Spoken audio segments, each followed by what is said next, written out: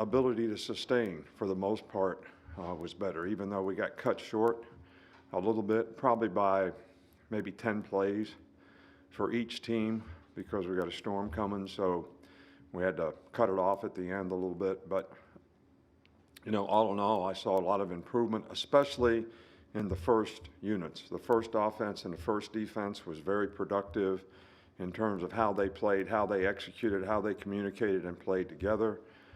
Second group, both sides of the ball, lots of mental errors still, lots of struggles, lack of confidence in terms of how they play and how they execute, which, you know, we obviously need to get more guys who can play winning football.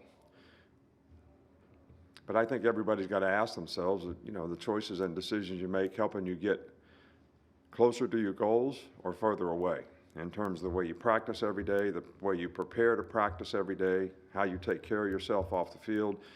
All those things are really important, and I think some of these guys, especially the young guys, probably not used to doing that.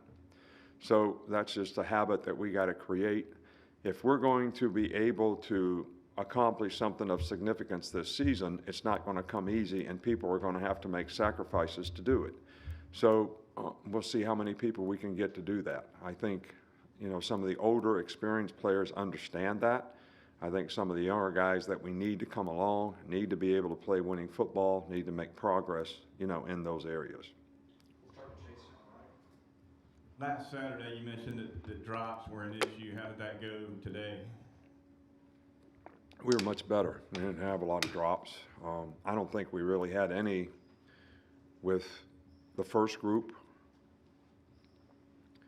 I think some of the down the line guys, we may have had a drop or two, but for the most part, there was a significant improvement in that area. I thought the receivers played well, made plays. Bryce had a really good day. So it was a lot of positives. Just that corner, where do Kyrie Jackson and Eli Rick stand with their health, and just what have you seen in the corners that were out there? Well, Kyrie scrimmaged about I would say 2/3 of the time, maybe 3/4 of the time. He's making progress. He was able to practice the last 2 days, Thursday and Friday, probably about half the time. So he's making progress, and I thought he did a nice job today when he was in there. Eli dressed out, went through warm-up, but we held him out because he really hadn't practiced. But I think he'll be ready to go on Tuesday. Charlie? Last week you said you were impressed with the improvement of the first team offensive line, but the second team struggled. Just what do you see from both of those units? No different. First team line did a nice job. Second team, period, not signifying and specifically talking about the line, the receivers. They all struggled.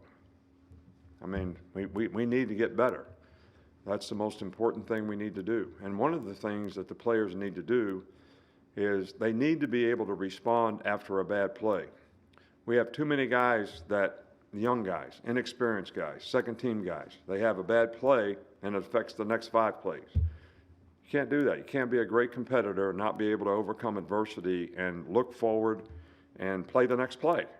And we just have to get guys to understand that and have the mental toughness, mental discipline, whatever you want to call it, psychological disposition to be able to do that better. That's the line, that's the DBs, that's everybody. As far as returners go, how would you assess them so far? Well, so far, Kool-Aid's been the most consistent guy on the punt return side of it. We got a couple other guys making some progress in that area. Kickoff return, a lot more guys besides Jameer.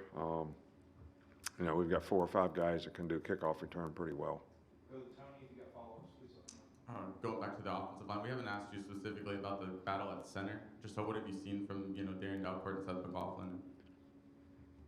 Darian Dalcourt started all last year, and he's had a really good fall camp. And Seth McLaughlin, when he played, played like a starter, and we think he is a starter. And the competition has been good. Seth was out today, but he'll be back shortly as well. Just what sort of progress have you seen from Trayshawn Holden from last year to this year? He had a really good day today, made a lot of really good plays. He had, 4 or 5 catches, you know, a couple of big plays. So he did a nice job today, and you know, I've been pleased with his progress. Okay, we'll finish up here with Charlie. In terms of the run game, you mentioned Bryce and receivers. What do you see from the backs, and how good is it to have both Jace and Roydell back? Well, I think, you know, Demir had like 60 yards or something today on just a few carries. He's very explosive with the ball.